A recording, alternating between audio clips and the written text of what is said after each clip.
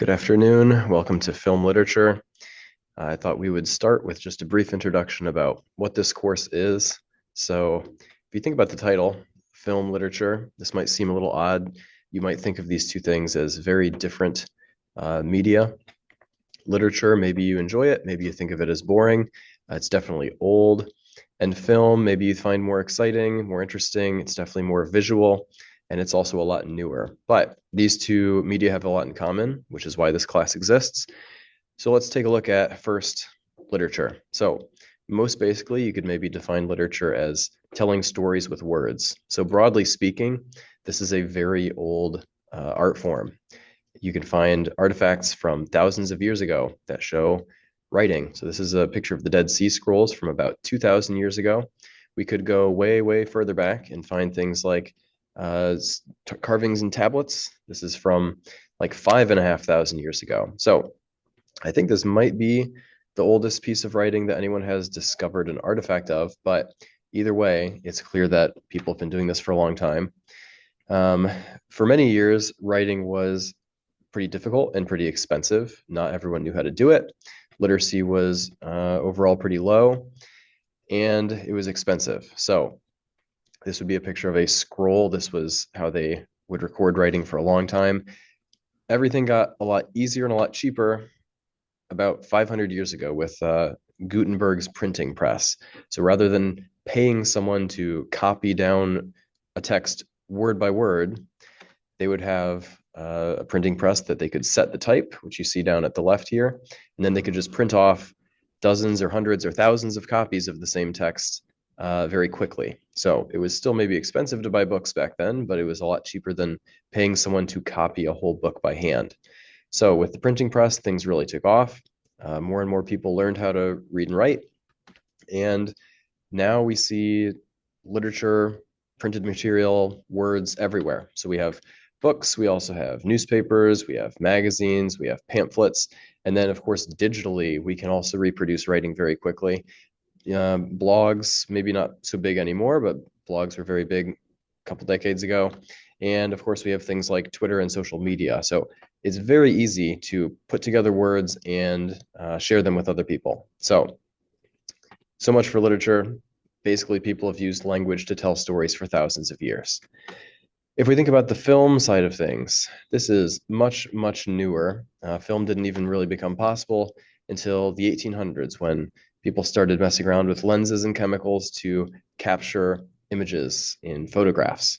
And once they started capturing them in photographs, things got very interesting because, of course, people have been using pictures to tell stories for a long time too. We could look at cave paintings from thousands of years ago. We could look at old mosaics or paintings.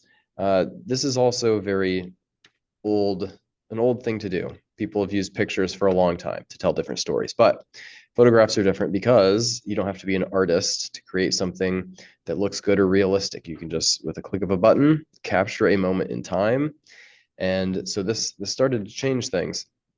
And after people invented the camera, they realized you could basically, by taking a bunch of pictures very quickly, imitate movement. So that's pretty much what movies are. It's a bunch of pictures that when you play them quickly together, imitate motion. So that's why if you look at a film strip, you'll see a bunch of copies of pretty much the same picture because for every second, there are at least 24 pictures typically in a movie. So we go from photography to film.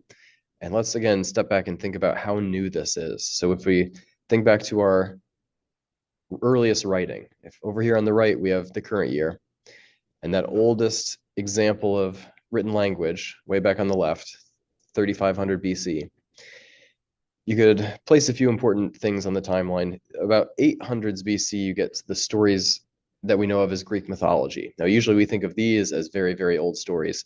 You can see those aren't even nearly as old as the first written language. Then even further to the right, you have the birth of Jesus. And then even further, way over by the right side, is the first decent photograph called a daguerreotype. So basically, you could think of it as these two bars. Literature has existed at least this long. Photography has only existed this long. And film would actually be even a shorter time span than that. So Stories told in words are much older than stories told in photographs. So let's think again about film literature. If these two media are so different, why are we having this class? Well, they do share a lot in common. We use films to tell stories just like we've always used words to tell stories. In fact, you probably know of many movies that are based on books. So Lord of the Rings, if you've seen that, it's based on a book.